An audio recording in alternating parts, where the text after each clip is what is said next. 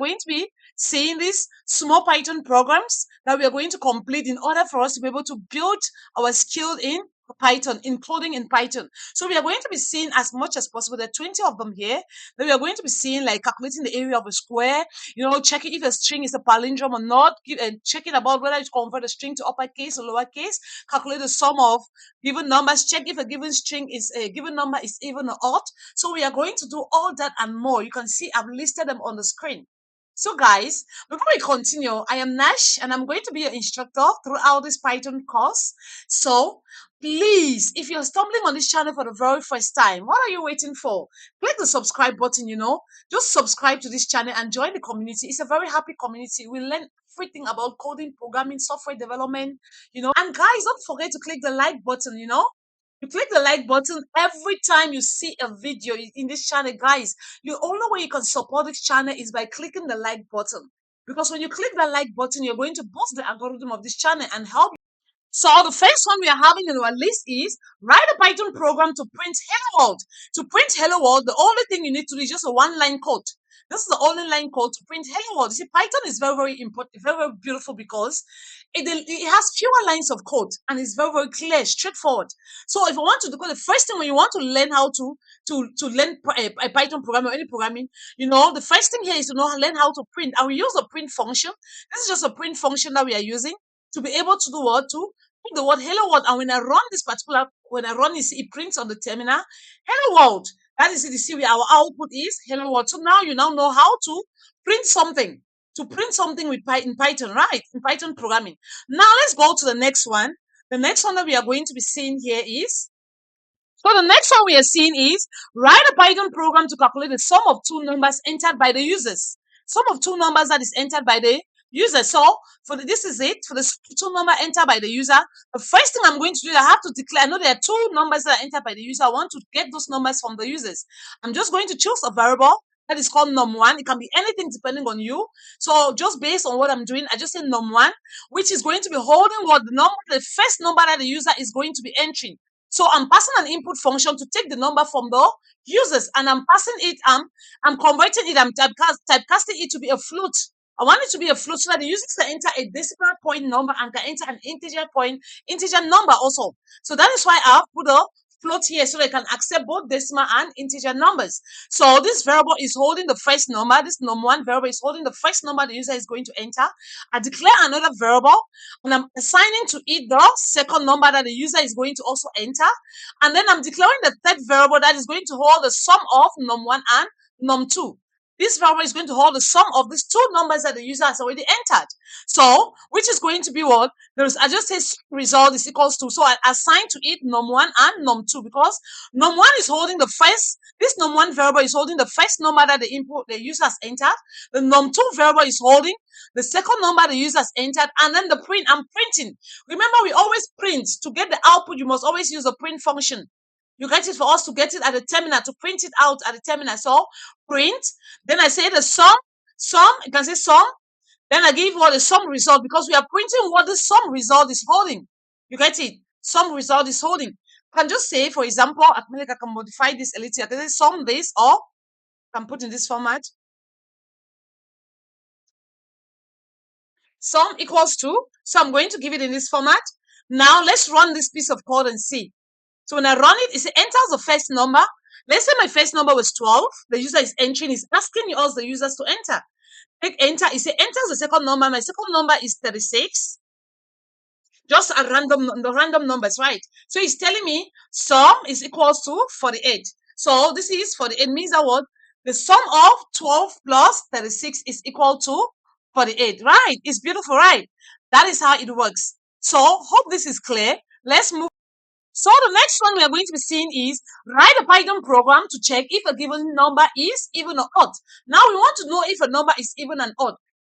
Are we able to determine if the particular number is that the user has entered is an even number or it is a number? Is it possible for us to be able to do that? Yes, it is very.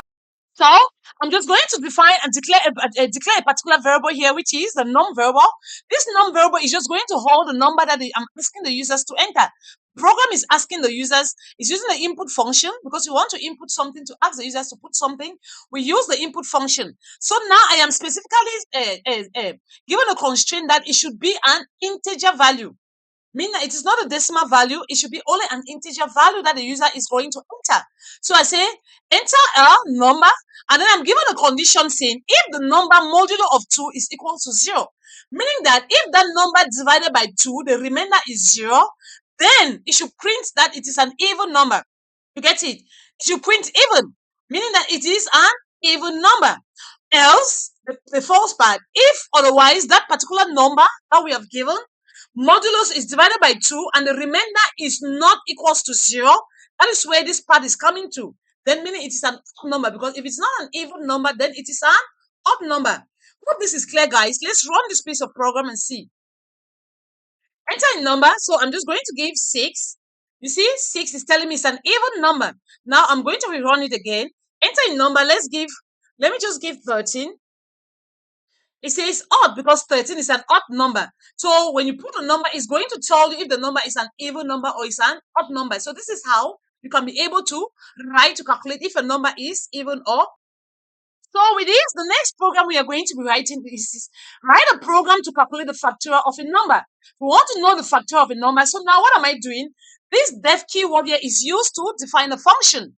So I said def, I'm taking factorial. The function name is factorial, and I'm passing an argument, a parameter to it as n, because we need the n. I say, then I'm given a condition saying if n is equals to 0 or n is equals to 1, it should return 1. Because you know the factorial of a number means, well, how we are finding the factorial of a number, we take the first, to get the factorial of a number, okay, let me just do it gradually, because if I take it like that, I can confuse you.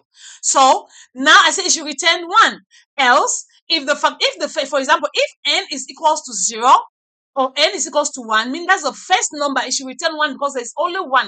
If it is 0, if it is 1, means there's going to just be 0 plus 1, which is just 1, isn't it? Or 1, which is just 1. So we are going to return 1. Else, we are going to return n, means that if the value of n now, whatever the value of n is here, is going to calculate it like n multiplied by the factorial of n minus 1. That is how we calculate factorial of a number. So we have n. So if my n here is 1, so it's going to be 1 times the factorial of 1 minus 1, which is 0. Is it 1 minus 1 is 0, right? Assume my n is 3. My n is 3. Say n into factorial of 3 minus 1. You get it? So now, what is it? I'm asking the users now to be able to enter the number of n, the value of n, because we don't know. We want to have the value, right? That value. So we should be able to know the value of this n, this parameter that we are passing here. We want to have the value because that is the value of the n that is going to be multiplied. The calculation here is going to take place. This return statement is going to return it for us. So I'm taking a num variable and I'm asking the users, and I want it to be an integer value. I'm taking the input function because I want them to enter the value, the number. I say enter a number, and then I'm printing. I say factorial. The factorial of that particular number is factorial of num, because the factorial of what? Of this num, because this num is holding what? This particular value that the user has entered. So guys, let's run this program and see how it goes. So you say enter a number. If I say 5, now look at what it is. It's a factorial of 5. Factorial of 5 is 120. How did we come about 120? Look at it very well, guys. How did we get 120? We said 5 into factorial of n minus 1. N now means what? This 5 minus 1, which is 4. So 5 times 4. 5 times the factorial of 4. Which factorial of 4 is going to give us what? Because the factorial of 4 is going to, let me show you.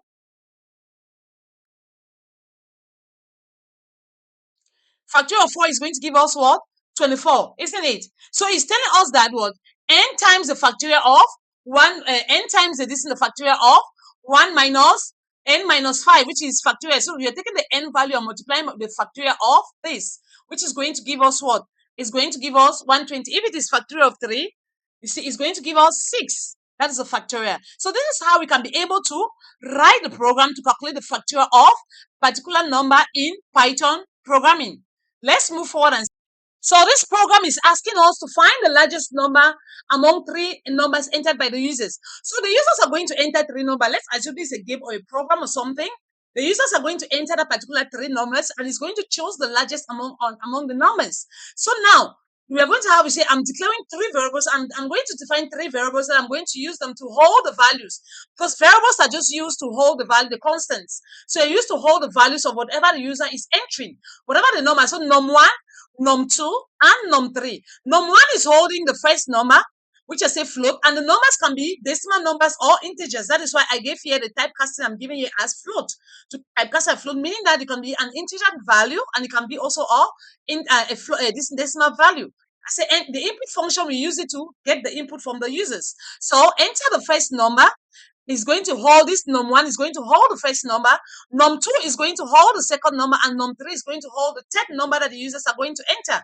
Now, I'm also defining a particular variable that is called largest. This largest now is going to hold what? The maximum of these three numbers. That's why I'm using this max function. The max function, I'm passing num1, num2, num3, because num1 is holding the first number, num2 variable is holding the second number, and num3 variable is holding the third number. So now I need to use the print. After that, I'm going to use the print function to be able to print this largest, because with the largest number, the largest number is, they say, I'm going to say largest, because with this largest is holding the largest among these three numbers. Now let's run this program and see.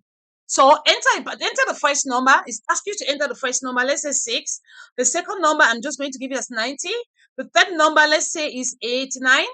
Now, the press enter is going to tell me largest number is 90, because among the three numbers the users has entered, the largest of it has checked it, and the max function calculated everything to tell us that the largest of it is how many? The largest of it is 90. That's it.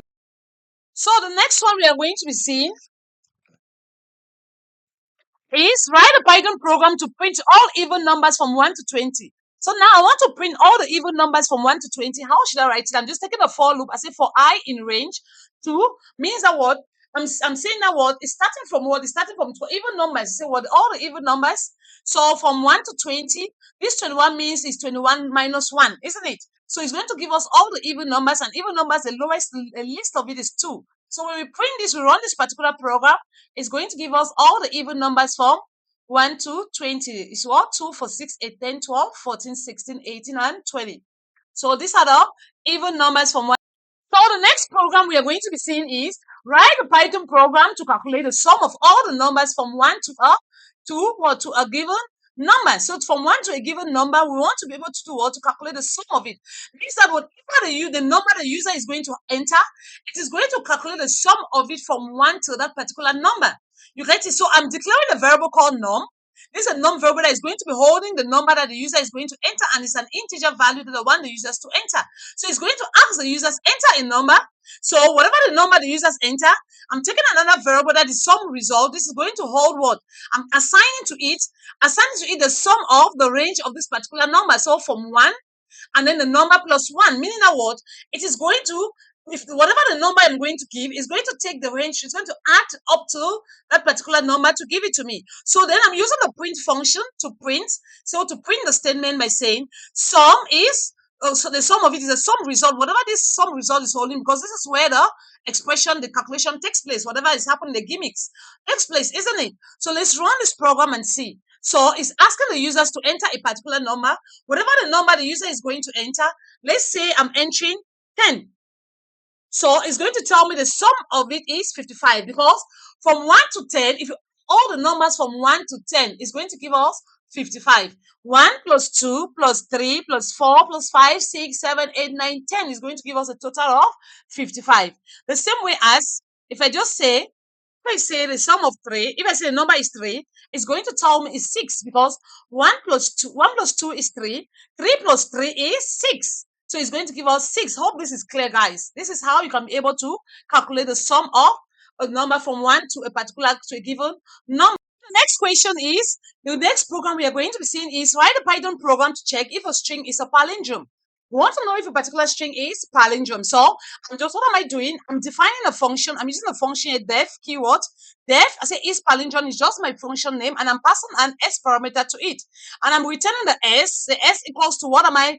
S is equals to this, and I'm giving it open here to write whatever you want to write to the end. Minus 1 is going to give us to the end of it, isn't it?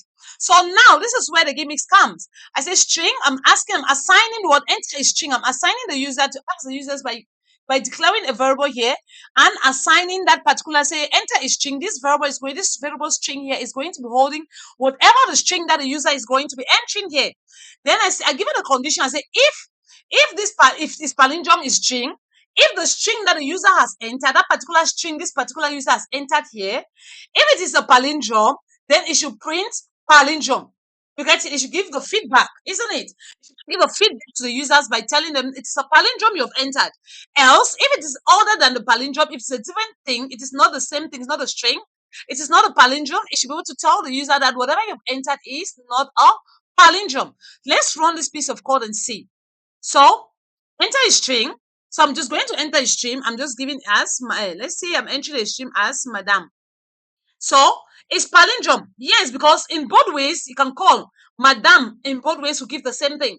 So if I stand from this side, it's still madam.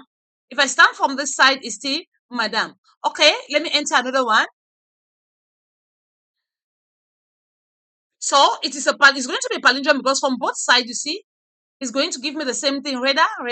You see, on both sides. So if I take enter, it's telling me it's palindrome. It's a palindrome. Now let's try to enter something different. You see, it says not a palindrome because from this side is a house, from this side is so it's different, right? It is not a palindrome. So this is how you can be able to write a Python program to be able to know if a particular string is a palindrome or it is not a palindrome based on whatever you're working on. Next is Python program to count the number of vowels in a given string. We know the number, we know the vowel sounds, right? We know all these things we learn when we're in crash, right? So now we want to be able to put this now in programming, how to be able to count the number of vowels that are in a particular string. So now I'm defining a function. That function is def, and then the name of the function is count vowels, and I'm passing an s as a parameter.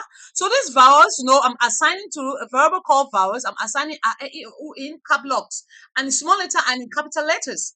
So, and I'm supposed to return the sum of it.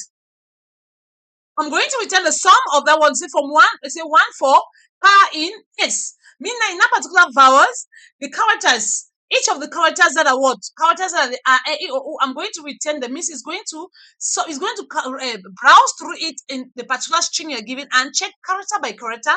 And character by character is going to sum now what? Those particular vowels now, and it's going to now give the vowel, it's going to return it to us. You get it? In the particular string the user have given, return it to us that is the number of vowels that were found in the particular string. And then I'm asking, now I'm defining a variable here, which is string. That this string is holding what I'm assigning to it, enter a string, because I'm telling the users to, giving them the opportunity to say, okay, you enter the string that you're having. Once you enter the string you're having, from it is going to tell us if it is all, if it's going to sum up, it's going to browse through it, check all the vowel sounds inside, and then sum them up and return to us the number of vowels that are found in this particular string. And then the next thing is that we don't just want it to just do it like that and leave it, right? We want to see the result, output, isn't it? So we need to obviously use our print statement to print the number of vowels is the count vowels, which is a string, isn't it? Because we want to count the vowels, that is a string. Right, because why? The count vowel is what? The parameter we're giving here, we are passing what? We are passing the string here. Because this string is holding what? It's holding the user's input.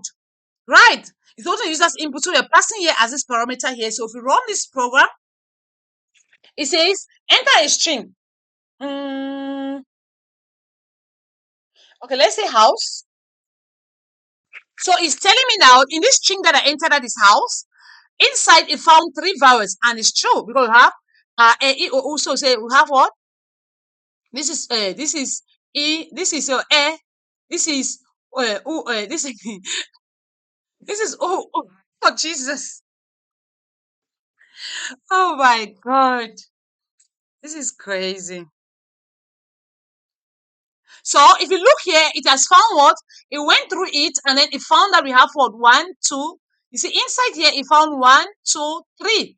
3 vowels, right? That it returned to us. So no matter how your string is, whatever the string you give here, it is going to go through it, traverse inside that string, and it's going to return to us the number of vowels that are found in that particular string. Okay. So hope this is clear, guys. So the next program we are having to go to write is write a Python program to convert a string to uppercase. When I'm having a string that is a lowercase string, I want to convert it to an uppercase string. How should I be able to do that programmatically? To do that by writing a program in Python, it's just three lines of code. So we declare a particular string. This is a particular variable that is a string variable that is going to be holding. I'm assigning to it a string that is hello world. So you see, this is a string because anything in a double quote or single quote is a string, isn't it? So I say, hi, hello world, and I'm assigning this hello world to this particular string variable. Then I come again, I'm taking another variable that is upper string. So upper string variable, remember, I'm giving whatever is good, is understandable to me. You can use whatever your own variables you want to use, is your choice.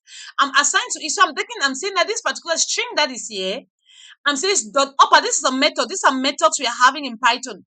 If you put any variable and you put dot, it's going to list all the various methods we are having, and then you choose the method. So the method I'm using here is upper. Means I want this particular string here because we know this string variable is holding this hello world. So I want it to be able to do what? The value of this to be able to convert to okay. So, and obviously we convert it, we need to print it out, right? So I want to print now what this string, upper string is holding, which is holding this hello world that has been converted to uppercase. Let's run a piece of code and see. See, can you see? Hello world is now printed to us in uppercase letters. This is clear, guys. Let's continue. So the next program we are going to be seeing is find the the longest word in our sentence. So there are two ways we are going to do this. We are going to do it in this format, and we're also going to do it using a function. So I'm just going to explain to you to get. So I want to, for example, I'm having a sentence. I'm asking the users, I declare a variable that is called sentence, and I'm assigning to it. This is assignment operator, guys. Whenever I say assign, that I'm assigning means that this particular sentence is holding whatever the input value that the user is going to enter here. So now that particular program is asking the users, enter a sentence. You have to enter a particular sentence, and then it is going to traverse that sentence and look for the longest word in that sentence and return it to us.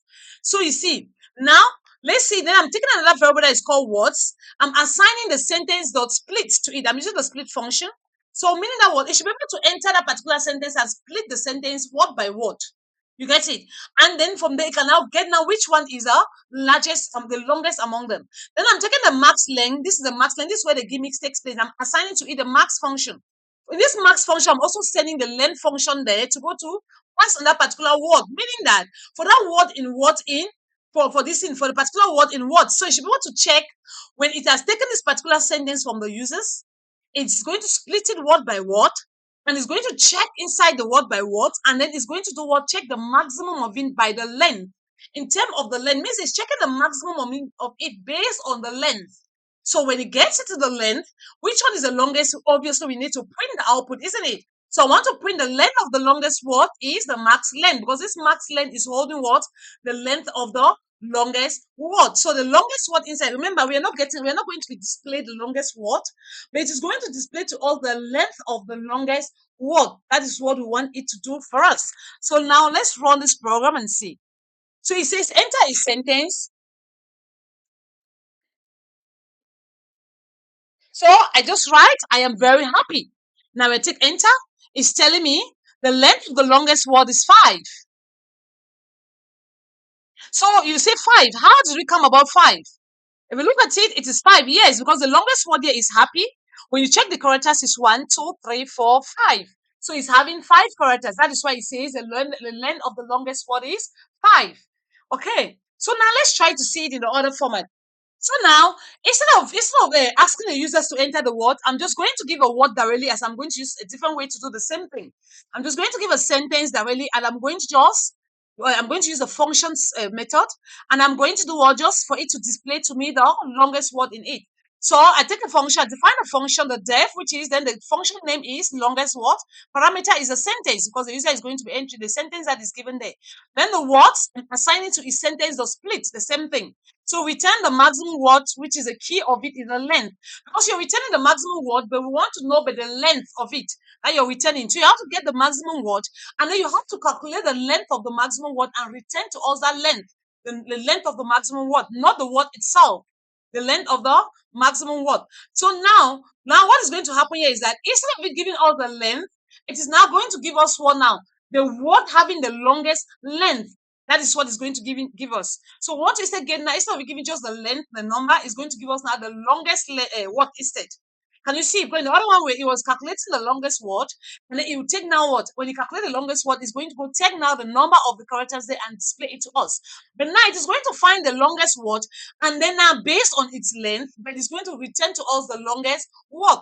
So that's why we are bringing in the longest word. We are giving, let's say, I'm passing a string here. I say, this is a sentence I'm passing based on what we give it here. The fox jumps over the lazy dog. Now let's run this program and see. So you see, jumps is the longest word. And see, right, is the longest word inside this. So these are the only the two ways you can be able to do this that I've shown you. Let's so guys, the next one we are having is write a program that is going to implement a simple calculator. Now, we want to implement a simple calculator. I'm just going to go with three things. I just want four things: addition, subtraction, multiplication, and division. That is all I want it to do for us. So now I said def calculate. So I'm giving a function here. The function name is calculate, and I'm having a because normally you're always going to have two numbers that you want to do perform an operation on, right?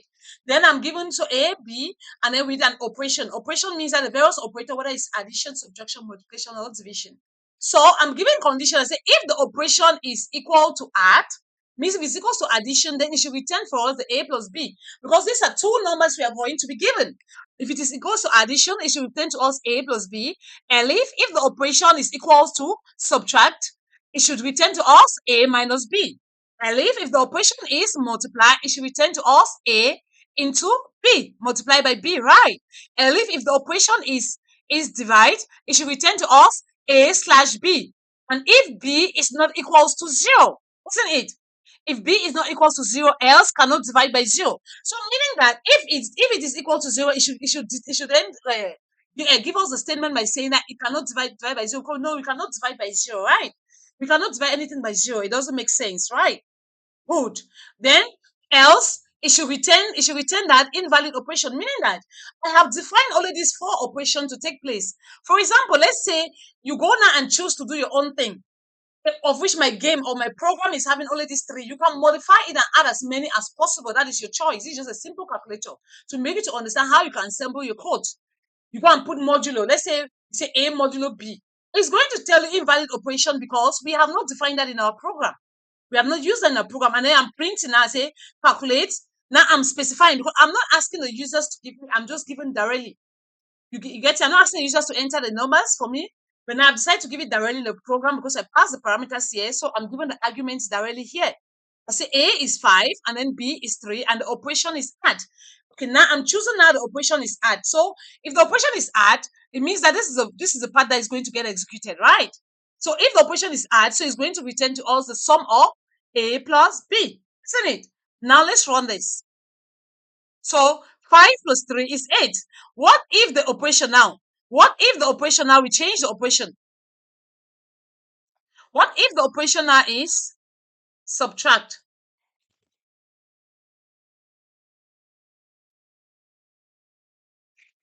Okay, our operation is subtract. Now let's go. So it's going to 2. So 5 minus 2 is 3 is 2. The same goes for multiplication and addition. Okay, the same thing goes for multiplication. If it is multiply, it is going to do what? 5 into 3 is going to give us 15, right?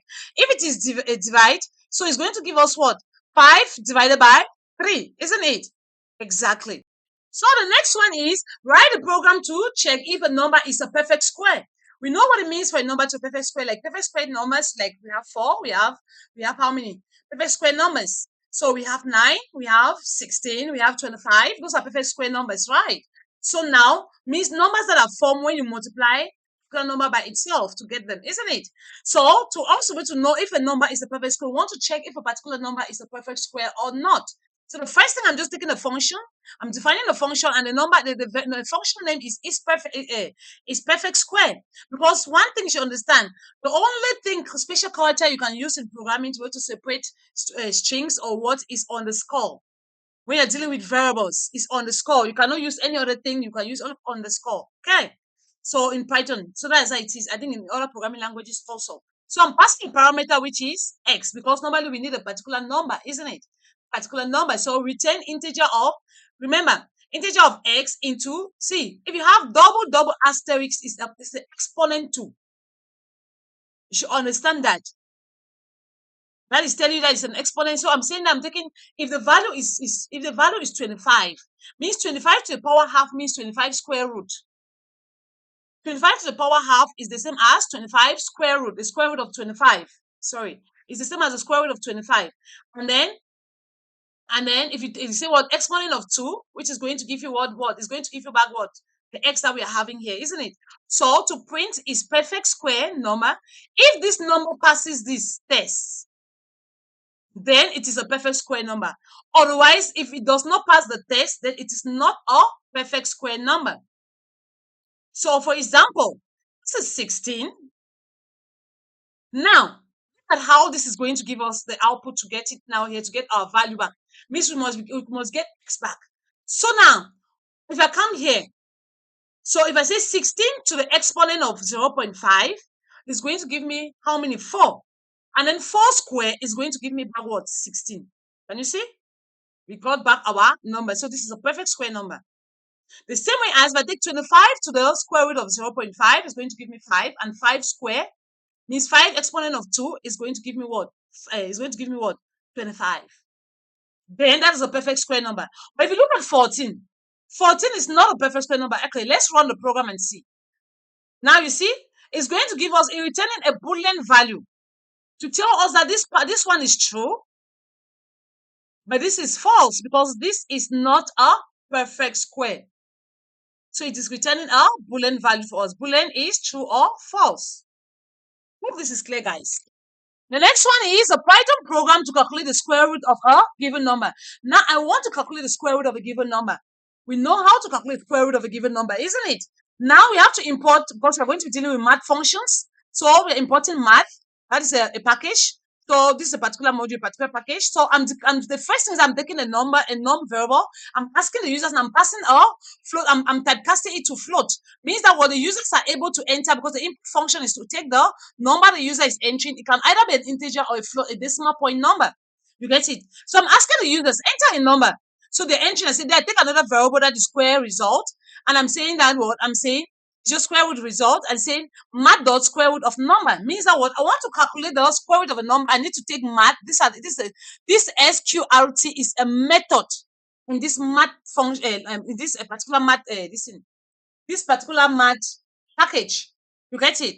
So when I say dot, I'm going to see various methods that are going to come here for this. So I say square root of the number means that what the number the user is going to enter here, whatever be the number the user is going to enter, is going to calculate the square root of that number and return it to us. And automatically, we need to print it so you can be able to get the result, right? Exactly. So let's run this program and see. So enter a particular number. We want to calculate the square root of it, isn't it? Let's say I'm going to give it as 25. So you see the square root of 25 is 5, which is excellent. We know that. Okay, let's run it again. Now let me see. Let me run, let me see 81. Yeah.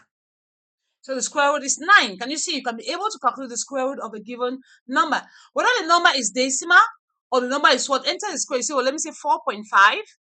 It's a particular number that I'm having. I want to calculate the square root of it. So this is the square root of 4.5. So it's going to calculate whatever the number you give is going to calculate the square root for you. Whether it's an integer value or it's a floating point number, meaning it's a decimal number. Okay, let's move. So the next program is a program to calculate the power of a number.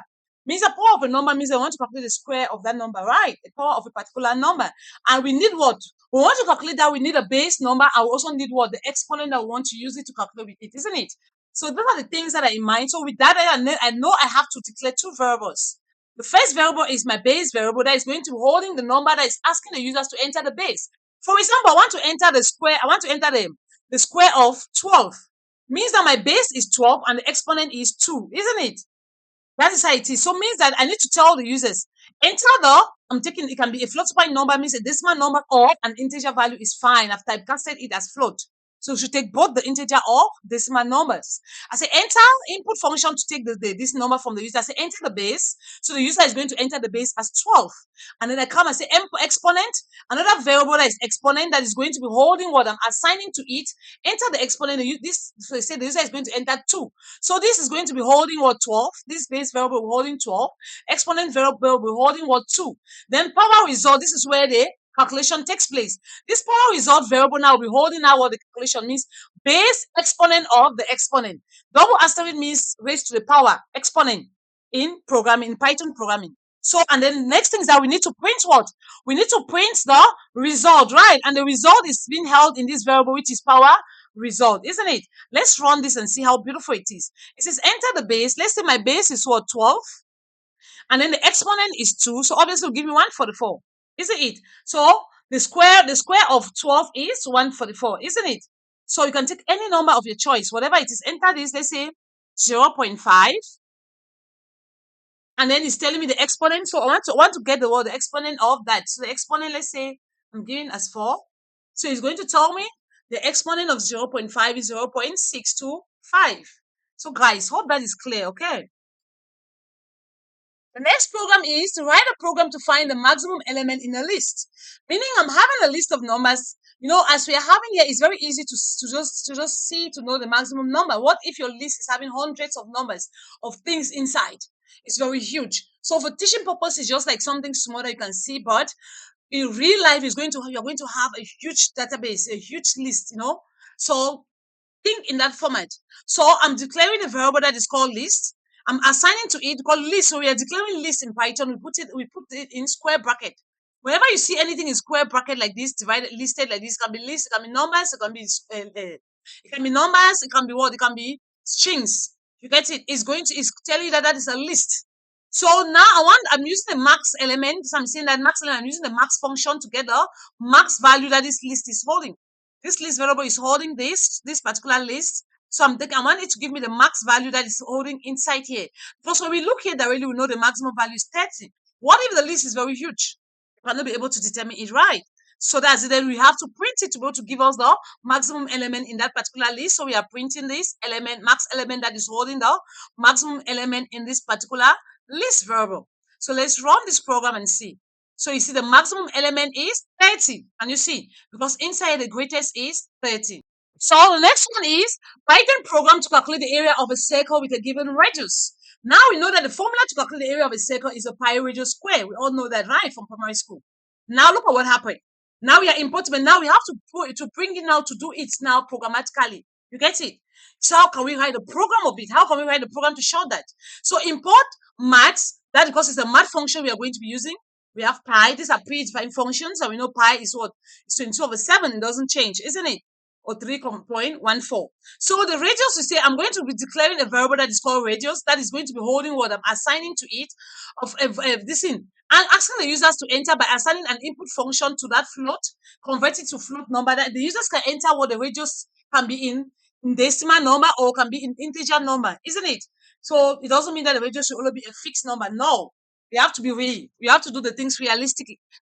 So we have entered the radius of the circle. We're asking the users to enter this radius of the circle.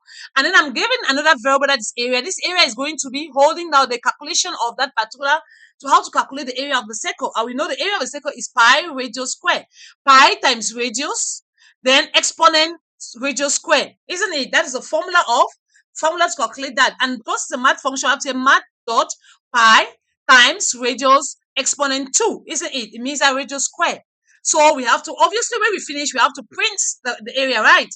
We have to print what this area variable is holding, that is holding the calculation for that particular thing. So area of the circle is area. So let's run this and see. You see, what is it telling us? It's telling us enter the radius. So now this user is asking the user to enter the radius. Let's say the user is entering the radius as 2.5. Now it calculates everything and tells us the area of the circle is 19.63495 until, now let's say I'm given a full integer value. Let's say the radius is 4 centimeters. Now you see the area of the circle, you see it's giving me like this. So you see it calculates it and it gives it calculates it and it gives us the area, isn't it? Next on the list we are having is, this is the 18 one. write a Python program to replace all occurrence of a character. We want to replace all the occurrence of a particular character, isn't it? That is what we want to be able to do. So now let's see it. I'm declaring the string here. I'm declaring the string, and I say that string is hello world. Now what I want to do is that I want to be able to replace some characters in this string with new words. You get it, new characters. So I'm declaring another variable that is new string. This new string is going to be holding what? This particular string, but now with the characters that have been replaced, means the new characters have been replaced from the old string. Because this string variable is assigned this string to it, which is hello world. So this string variable is holding hello world. But now I'm using a dot replace method. Replace method, what is it I want to replace? What I want to replace? I want to replace all the L's inside this particular string. There's small L. I want to replace it with capital L.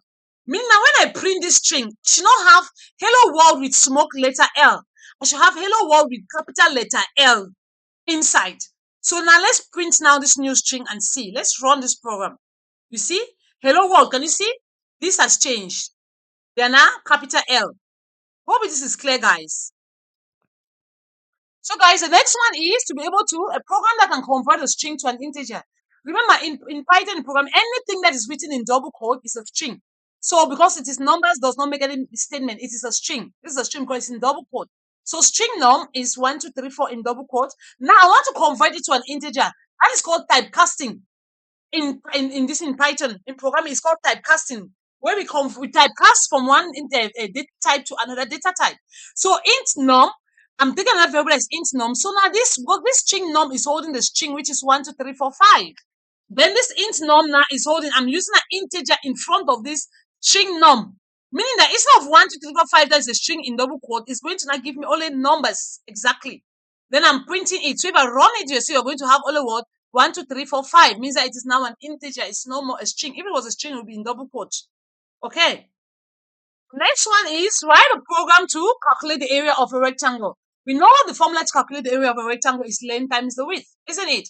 Or length times breadth. But now, you may know how to put it now and to write a program for it. This is how you can be able to write what you know now as a program. So you see how beautiful this is, right? So defining a function that is called def, the function name is area of a rectangle. Now it has two parameters because we need two parameters, the length and the width, isn't it? So length, width. I'm saying it has to return to us. What is the return statement? Is length into the width, length times width. So I'm going to print the area of a rectangle and I'm passing out the arguments, the parameters that I declare here, the arguments I'm given here, 5 and 3. So if we run this, it's going to give us 15 because 5 into 3, which says length times the width. 5 times 3, 5 times 3 is going to give us 15. Okay, the next we are having here, the 21st of it, this thing we are having, write a Python program to merge two dictionaries. So now I have two dictionaries, I want to merge them together. That means I want to combine them, isn't it? Now the first one is dictionary 1. I'm declaring a variable that is dictionary. Dictionary in Python is represented in these flowery braces or the curly braces. The flowery brackets we use to define dictionaries, okay, in this thing. And then in dictionary we always have the key and the value. This is the key and a value. That is how dictionary, so most of the time we have it, or you can just have all of the values inside just directly like that. Okay, so now I want to, these are two different dictionaries. You see the first one I'm assigning this key A and the value is 1, B, a value is 2. In dictionary 2 we still have B again, that is 3, and C, that is 4. Now one thing I need to make you to understand is that as I say, Python programming execute line by line and execute from top to bottom. So if you encounter A, B here, when it's coming out to encounter another B for the same thing, it is going to avoid this. It's just like when you're dealing with sets in mathematics. We say A union B. It means we are combining everything in the set of A with everything in the set of B. And when we are taking any duplicate, we take only one. But now, this is not even a duplicate. The only duplicate we are seeing here is the fact that the keys here are B. But when it comes to Python programming, it is going to take the most recent call. That is what is going to pick it up. So when we create this, when we run this now, we say the variable mesh, a mesh variable that is holding what I'm assigning to it. The this and I'm assigning the this, I'm matching both the dictionary 1 and dictionary 2. So what happened? It is going to do what? It is going to mesh them. When I print the mesh variable, it is going to give me now the mesh of the both of them. Let's run this. Let me show you. Look at it very well. You see A 1, B 2, B 3, C 4. But if you look at it very well, this is missing. Why? This is what I'm explaining. That it is going to take the most recent call. That is what it is going to take. It's going to ignore this.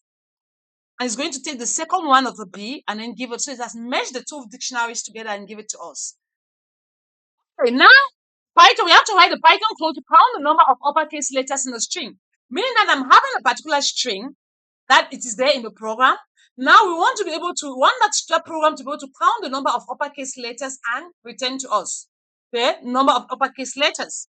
So if you see def, I say count uppercase, I'm using a function. So I'm passing the parameter as s, return sum of 1 4 in s, isn't it? So in that particular case, and then so if the character is, as I'm using what the is upper function, isn't it? So when I'm printing out the count of the uppercase letters for this, now I'm passing out the parameter that I gave here. Now I'm passing it as get wave. And in this get wave, if you look at it very well, you see that we have the two uppercase letters. Let's run this code and see. So you see it's giving us 2 because we look here, we have 1 and then we have another 1, which is 2. We have just 2 uppercase letters in this. This is so guys, if you have watched up to this place, no, clap for yourself. Bravo to you that you have watched up to here and you're practicing. But if you have not liked this video, guys, please click the like button, okay? Click the likes button, and if you have not yet subscribed to my channel, please subscribe to this channel. We have a lot that is coming up for you, okay? Please share the video and then comment in the comment section. Tell me if you're understanding, if it's beautiful, it's helping. Just give me your sincere comment, okay? It's going to help us because we need the feedback. It's going to help us to grow, also to grow in this channel. Please press the thumbs up. That like button is just a thumb. The hand that is up. Press it. That hand that is looking up to tell you that is good. Press it and click on it, okay? Now the next one we are having is a Python program to find the intersection of two sets. We know in mathematics, intersection means that what is common in both of them, isn't it? Whatever is common in both the sets, you should be able to print. So I'm taking a function set def, intersection set 1 and set 2. So I'm having two sets, it's going to return set 1 and set 2. And now when I'm printing the intersection that I'm having there, I'm passing the parameter of this set 1 and the set 2. So the arguments here for set 1, I'm having 1, 2, 3, 7, and 9. But set 2 is 2, 3, 4, 7, and 8. So when we print this now, obviously we know what should be. Intersection means what is common in both. That is going to print it for us. So you see, what was common in both of them? Look at it very well. 2 is common. This is 2 here and this is 2 here. The next is 3. We have 3 and we have 3. The next again is 7. We have 7 and we have 7. The rest of them are no common. So guys, now the next one is a Python program to check if two strings are anagram. We know when they say two strings are anagram means they are equal in everything. The characters, the spelling, everything, they are equal, isn't it? To know if they are anagram or not. So now, def and anagram. So string 1 and string 2, I'm giving two parameters. I'm going to return what the sorted string 1 equals to sorted string 2. Means that it has to sort it out. It has to give us, means that both of them should be equal in everything. Isn't it? So string 1, I'm asking the users now, I'm just defining a string variable. That is, enter input function, enter the first string, and I'm asking them also the string 2 variable. I'm assigning to the enter the second string. I'm asking the users to enter the second string. So I'm given a condition that if they are the strings that are entered are anagram, string 1 and string 2, then it should be able to print to tell us that they are anagrams, isn't it? Else, if they are not anagram, then it should be able to print the false part to print to tell us that they are not anagram. Now let's run this piece of code and see. So now we're going to enter a string here. It says enter the first string, madam. Enter the second string, madam. You see, it's anagrams because the strings are anagrams. Now let's try to run it again. Enter the first string, madam. Enter the second string. Can you see? Not anagram, just for the fact that I've added this one in the second, madam 1 and madam. So these are two different strings because when it sorts them out, it is going to see that word. Because it says here what? Sorted string 1 is going to return the sorted string 1 equals to sorted string 2. You get it? Sorted string 2 means that the strings we have entered, it is going to sort them out and check. When you check now, you realize that this one is different. It's having something different, an extra character there. That's why they are not anagram. So coming to the last of the program of the day is the program to capitalize the first letter of each of our sentence, the first letter of each sentence. Now, meaning a word, For example, I'm having a sentence here, a sentence variable that is holding a string. I've assigned the string to it. Hello world. And we see the hello here is small letters. The world here, the W here is small letters. The H is a small letter. The W is a small letter. Now I'm taking a capitalized sentence as a sentence dot title, isn't it? For it to be able to capitalize it for us. So print capitalized sentence. What happened here is this. We see these small letters, small letters. Now let's run it and see. You see, hello world. Now it has capitalized them because it is all see capitalize them for us. So guys, if you have been watching up to this time, thank you so much for taking us to reach it to the end of today's class. So we've finished the 25 small programs that can be able to help you to learn Python programming. Okay, but if you really want to know more about Python, to understand Python programming, there is a course of Python in this particular channel. You know, the Python full course for beginners, for you to study, to know everything about Python. Then I'm going to link it here at the end screen here. You can be able to see it. Python full course for beginners, Python full course for you to learn Python. You can now click on there and go through detailedly to understand more about Python. You get it? And also, there are Python projects that we are doing. Also, we are in a marathon of Python projects that we are working on from beginners to advanced. So if you look also on this end screen, you're going to see Python projects. You get it? Python projects. You get, so you can with source code, and with the source code means if you click the description box below, the description below, you're going to see the source code of this particular project. Means I'm giving the project, explaining them to you, and giving you also the code, so you can use it also and practice it at your own time. You get it? So please click on it and be able to work. And please don't forget to like this video, share with others, and subscribe to my channel.